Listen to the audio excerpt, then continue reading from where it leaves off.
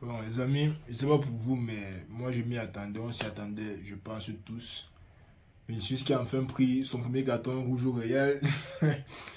Déjà, on vient de perdre 1-0 à Valence. Et je suis même pas triste. Je suis même pas triste parce que la saison, on n'a plus rien à jouer. Peut-être que là maintenant, on joue pour la deuxième place, mais réalistiquement, on n'a plus rien à jouer. Défaite 1-0 à Valence sur Vinicius qui prend un carton rouge.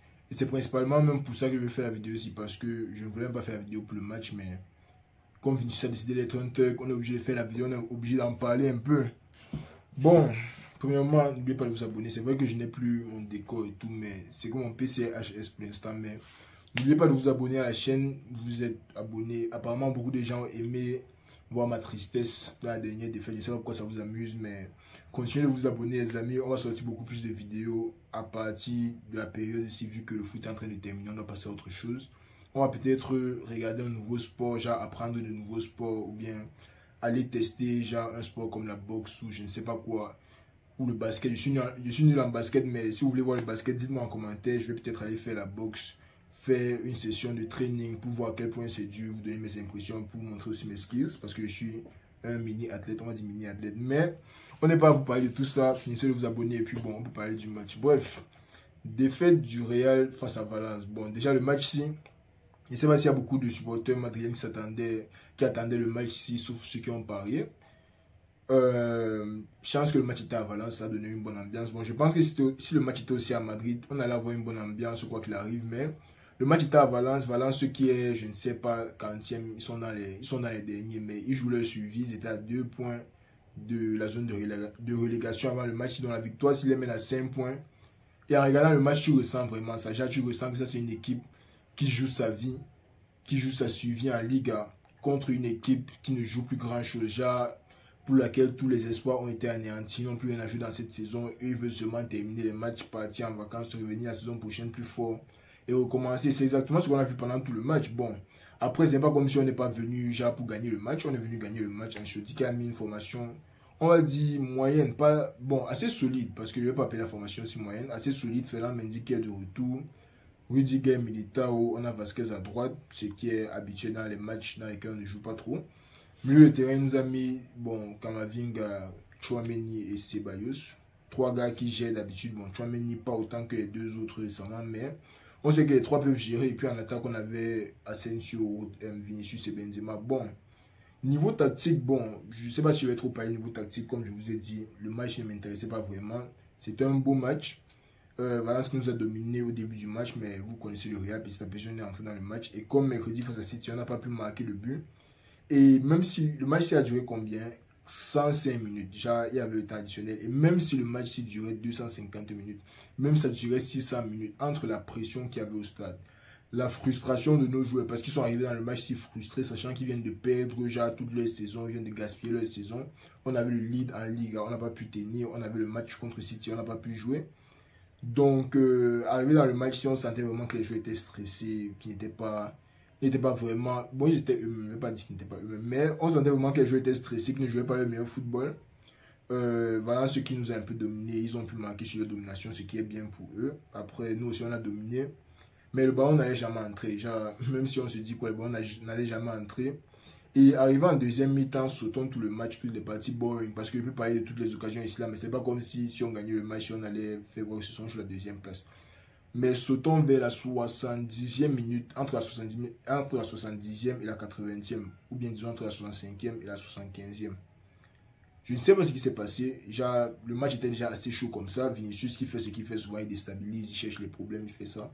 On est habitué, mais le match était déjà assez chaud comme ça. Et puis, je ne sais pas ce qu'un supporter a dit pour pouvoir avoir l'attention de Vinicius. Parce qu'on peut dire, les commentateurs disaient que c'était des projectiles, ça peut être des projectiles et tout.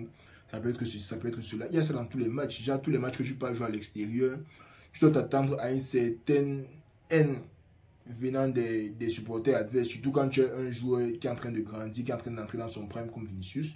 Tu dois t'attendre à une certaine haine venant des supporters adverses. Maintenant, pour qu'il lui il arrête le match, pour aller dénoncer spécifiquement un supporter, bon, peut-être que le supporter il a tenu des propos racistes envers Vinicius, ce qui n'est pas normal. C'était normal qu'on arrête le match, que l'arbitre parle un peu aux dirigeants du stade et tout et tout. il leur fasse passer une annonce et tout. Ça, c'était très normal. Je trouve ça encore très dommage qu'on ait encore ce genre de comportement venant de certaines personnes dans le foot parce que ce n'est pas permis de détester quelqu'un au point d'amener la race dans ça. Genre, c'est le foot. Garde tout ce que tu as dit dans le stade. Si tu veux l'insulter, insulte-le dans le stade. Je ne pense pas que quelqu'un ait besoin de parler de ta race ou bien de tes origines, ou bien de la couleur de ta peau, ou bien de ton accent, ou bien quoi que ce soit pendant un match de football. Ça n'a pas sa place dans un match. Les supporters valenciens, je ne sais pas s'ils seront suspendus, mais j'espère bien parce que s'ils ont tenu des propos racistes face à Vinicius, ce n'est pas normal. On est en 2023 quand même, on doit se respecter. Ils ont les Noirs dans leur équipe.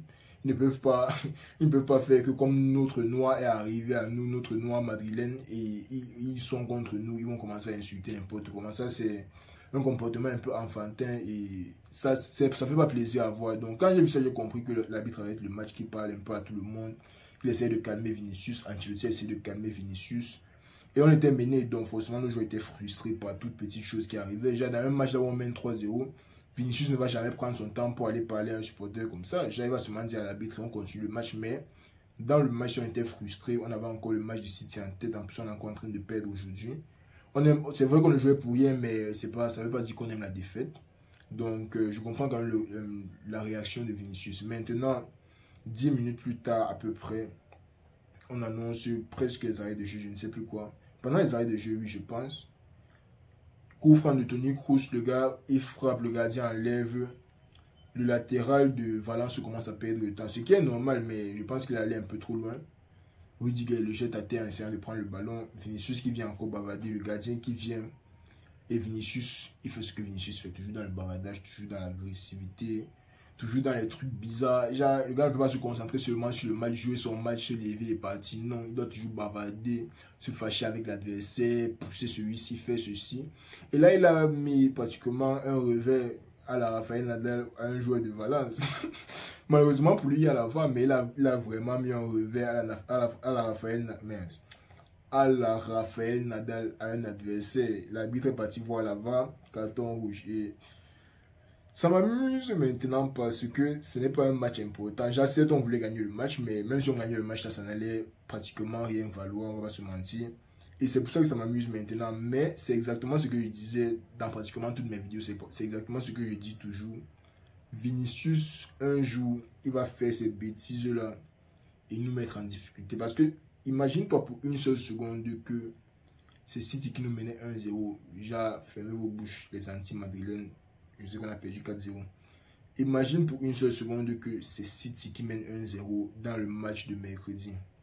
Et forcément, tous les supporters ont commencé à changer Vinicius comme ça. Genre, le trash talk, c'est aussi dans l'esprit du sport. Genre, tu essaies d'entrer dans la tête de ton adversaire. Certes, il y a des choses qu'il ne faut pas dire, mais ça fait partie du sport. Genre, quand vous menez, vous essayez d'entrer dans la tête de l'adversaire, vous essayez de les décourager mentalement, de les énerver pour qu'ils fassent un faux geste, carton rouge, 6e faute dans le basket. On connaît tout ça. Genre, imagine si c'était dans un match comme contre City. Et il se comportait de la sorte. Parce que s'il a fait ça contre Valence, rien ne nous prouve qu'il ne puisse pas faire ça contre City. Dans le match contre City, il était plutôt calme parce qu'il a compris que le match nous a dépassés. Mais dans un match comme celui-ci, il vient, il se fâche. Ça, c'est un match comme tous les autres. C'est pas parce qu'on dit qu'on ne peut plus gagner la Ligue, qu'on n'a plus de Ligue des Champions, on ne se prépare plus pour rien, qu'on va venir faire des bêtises dans un match comme ça. Donc, si tu fais ça contre Valence, moi, ça m'inquiète pour les prochains matchs. Et je pense d'ailleurs que c'est l'une des choses qui risque de bloquer sa carrière. Parce que si Vinicius gagnait peut-être la Ligue des Champions cette année, ça allait être un top 3 ballon d'or. Là, maintenant, je ne sais pas s'il sera encore top 5, sachant comment les voteurs la votent souvent. Mais moi, je le mets dans mon top 5 ballon d'or. Maintenant, avec ton comportement qui n'est pas très positif. Genre, tout le monde aime ton jeu au pied, mais ton comportement n'est pas positif dans le stade. Certes, tu es un chambreur. Tout le monde... Chambreur.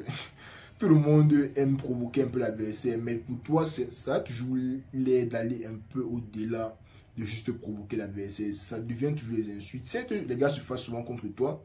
Mais toi, tu n'es jamais déjà, il rit seulement, il laisse ça passer. Non, il doit toujours repartir avec la même énergie, redéranger l'adversaire, l'insulter s'il insulte, pousser, faire les trucs, donner les revers à la Rafael Nadal, mon frère. Le genre de comportement, avec le genre de comportement, si tu ne peux pas être un grand joueur. On a vu Mario Balotelli, très grand footballeur. Genre, Mario Balotelli était dans le top, je ne sais pas combien, peut-être le top 15 de buteurs pendant qu'il jouait. Avec son comportement, aujourd'hui, il n'a été nulle part. Genre, son comportement, par moment, City a fait que il ne soit pas aussi grand qu'il aurait dû être. Pourtant, Mario Balotelli était dans les top buteurs le temps qu'il joue à City. Donc, je me dis que si Vinicius continue dans cette lancée, ça ne sera pas bon pour son futur, ça ne sera pas bon pour sa carrière. Il doit essayer de canaliser ses énergies, se relaxer un peu parce que tous les joueurs lui parlent. Genre, même Rudiger était en train de le pousser comme un enfant. Militao qui est venu lui parler, Ancelotti qui doit lui parler, Courtois qui doit lui parler. Mais c'est pas bon pour un seul joueur. Genre, on sait que tu es en train de devenir la prochaine star de l'équipe. Mais ce n'est pas bon de toujours être au centre des problèmes. Ce n'est pas bon pour ton image. Ce n'est pas bon pour les prochains matchs que tu auras parce que les autres joueurs, ils voient ça.